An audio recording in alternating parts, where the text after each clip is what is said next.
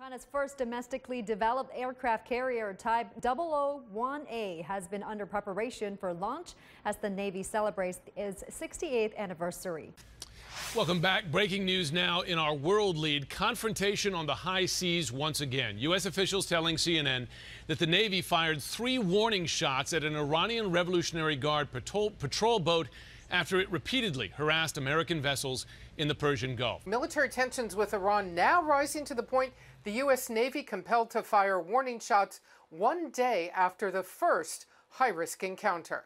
Hundreds of South Koreans protested in the streets because the United States has begun installing its THAAD missile defense system. More than 10 were injured after protesters clashed with police April 26 at a protest about 250 kilometers south of Seoul. Some were seen throwing water bottles at military vehicles. One protester told Reuters, quote, "We will fight until equipment is withdrawn from the site." The Terminal High Altitude Defense System, called THAAD, is a U.S. missile defense system that can shoot down short and medium-range ballistic missiles from a range of 200 kilometers. THAAD wasn't scheduled to be installed until after South Korea's presidential election on May 9th. South Korea and the U.S. had begun installing it early, though, because of rapidly increasing tension with North Korea. China has criticized THAAD, saying it's a threat to Chinese security. The U.S. says THAAD will be operational within days. The 60-year-old unarmed missile was tested on Wednesday from the Vandenberg Air Force Base in California. Participants include Global Strike Command airmen from Wyoming, Montana, and Nebraska. Minuteman III traveled 4,200 miles into the Pacific with a single re-entry vehicle before making impact at the Kwajalein Atoll in the Marshall Islands.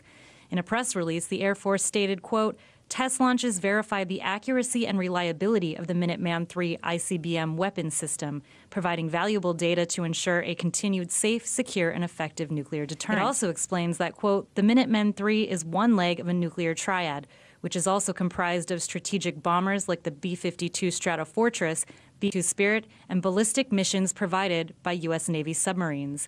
They are believed to be the same missiles successfully tested in February that use solid fuel and are hard to detect before launch.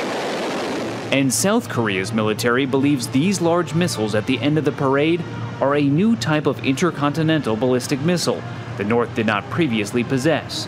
In a speech at the parade, a high-ranking North Korean official accused the Trump administration of threatening North Korea and said if attacked, they will respond with all-out war, including nuclear weapons. The line that divides North and South Korea has been called one of the most dangerous places on Earth.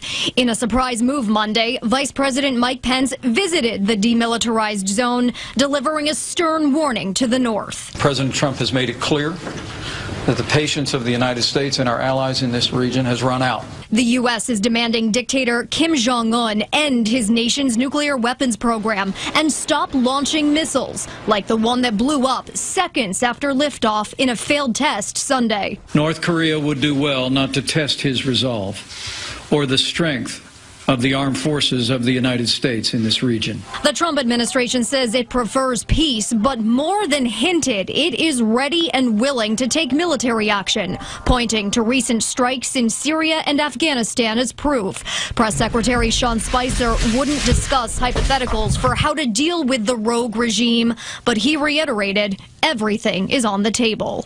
I don't think that you're going to see the president drawing red lines in the sand, but I think that the action that he took in Syria shows that when appropriate, this president will take decisive action. During the White House Easter egg roll, President Trump was asked if he has any message for North Korea. He responded with 2 words. Behave. The White House is counting on China, North Korea's most important trading partner, to help put pressure on Kim Jong-un.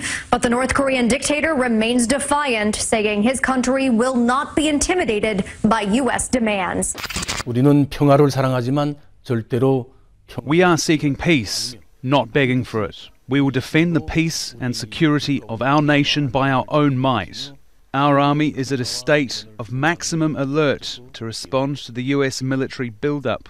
If we notice any sign of assault on our sovereignty, our army will launch merciless military strikes against the U.S. aggressors wherever they may exist, from the remote U.S. lands to the U.S. military bases in the Korean Peninsula, like those of Japan and elsewhere. The recent U.S. maneuvers and the previous ones, which the U.S. keeps saying are annual defensive routines, have revealed the hostile intentions of the U.S.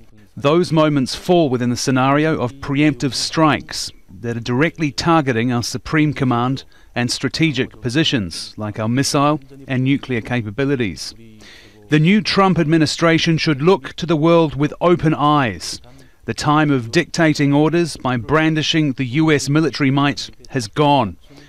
If those businessmen in power in the US thought they could intimidate us with military or sanction threats, as the Obama administration used to do and failed, they will soon find out such threats are useless. Unless the US abandons its hostile policies against North Korea, there will be no chance for any future bilateral meetings at any level. It is a prerequisite that Washington gives up those antagonistic policies against us. The six-party talks aimed at making the Korean Peninsula free of nuclear weapons were throttled at birth. They no longer exist. The nuclear weapon in our possession is not an illusion. It is not a commodity that can be traded for American dollars, nor is it for sale. So it cannot be put on the negotiating table with the aim of taking it away from us.